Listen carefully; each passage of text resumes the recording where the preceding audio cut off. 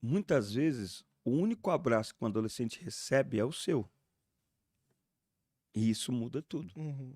Ele pode olhar lá o Cristiano Ronaldo, a cantora, a Madonna agora que tá fazendo barulho no Brasil aí como referência. Mas na hora que ele chora, ele precisa ter alguém para onde correr. Alguém pra mandar mensagem, alguém pra ligar. Aí não é pro Cristiano Ronaldo, cara. É É verdade. pro líder. Teve uma situação, né, não, que, olha só, teve uma adolescente que ligou pra nós, era uma tarde de um sábado, e falou assim: eu preciso que vocês socorram a minha amiga. Meu Deus. Eu falei, mas o que que tá acontecendo? Ela tá trancada no banheiro com, não sei se era um canivete, uma gilete, dizendo que vai se matar, e a mãe tá lá, tá todo mundo desesperado. Eu falei, gente, misericórdia. Ele tava no carro, eu olhei pra minha esposa e falei, a gente vai precisar ir lá, né? Corremos lá, aí ficou aquela negociação, né? Uhum. Chegamos ali, conversamos com ela, ela trancada no banheiro, conversamos até que ela saiu. Quando ela saiu do banheiro, ela saiu assim, em prantos, né?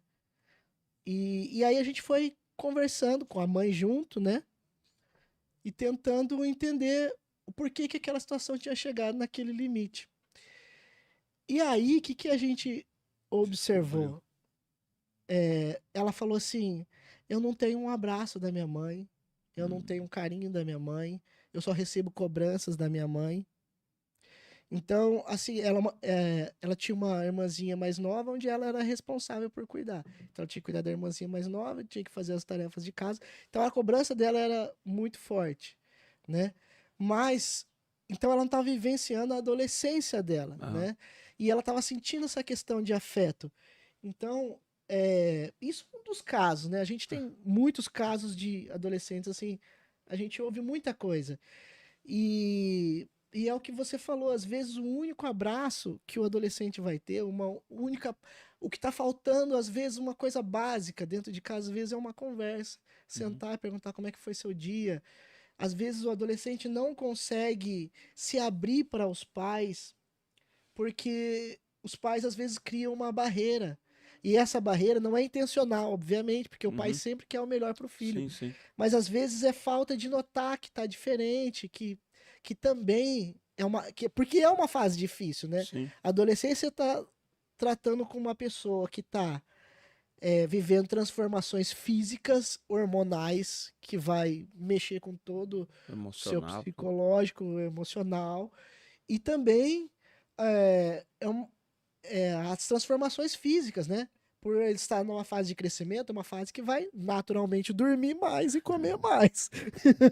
Então é uma coisa que vai incomodar muito os pais, né? Pô, só come e dorme. Mas é uma fase passageira, uma Passageira, fase passa que rápido demais. está dentro do contexto. E é uma das coisas muito importantes que a gente sempre tenta colocar na cabeça dos líderes. Meu, eu preciso entender essa fase. São 3 fases da adolescência, né? A pré, a meso e a adolescência em si, que é dos 16, é considerado dos 16 aos 21 anos, né? Então você tem 3 fases da adolescência. E cada uma dessas 3 fases tem comportamentos específicos. Então, se você não entender, você nunca vai conseguir se colocar no lugar dele, você nunca vai se aproximar. E aí vai ficar difícil você ter um relacionamento, ter uma conversa e trazer ele com Se você. conectar com eles, né? E isso é em todo lugar. Isso serve para os pais, para os líderes, para os pastores, para os pregadores. Porque você está Exatamente. pregando ali numa igreja, você está pregando para todas essas fases, né? Exatamente. Você está Exatamente. pregando todas essas fases, né? Porque para nós também, quando você vai pregar também, né? A gente, o pregador pentecostal, né? Quando você vai pregar para adolescentes, você vai sendo moldado por eles. Porque a menos que você feche os olhos, mas se você prega de olhos abertos, é claro que prega e você prestar atenção, eles reagem de formas diferentes do que a igreja geral. Eles reagem diferente, né? E aí não adianta você querer, pô, não tá prestando atenção aqui. Não, não, não, não. Você tem que ganhar. Se você não ganhar eles, esquece. Você tem que ganhar eles. O pastor Rafa tava falando, desculpa interromper. Vai lá. O pastor Rafa tava contando, eu lembrei aqui. Eu dei muita risada, ele tava contando numa roda de conversa que a gente teve depois do culto. Ele falou, rapaz, teve uma vez que eu fui pregar numa igreja E eu pregando, eu suando. E eu olhava um adolescente aqui, dormindo. O culto todo. O culto todo, o adolescente dormindo. Chegou no final do culto, na hora da oração, esse adolescente foi embasado com o Espírito Santo. Aí, ó. Você acredita? Aí veio um adolescente outro reclamar comigo e falou: pastor, como é que pode, pastor? Eu aqui focado no culto o tempo todo na mensagem glorificando. Eu não fui embasado com o Espírito Santo. Fulano dormiu a pregação toda. E no final foi batizado. Então, assim, a questão da personalidade de cada um, uns são mais tímidos, né? Então, é difícil para o pregador frieza, também, né? né? Exatamente, exatamente. Tem o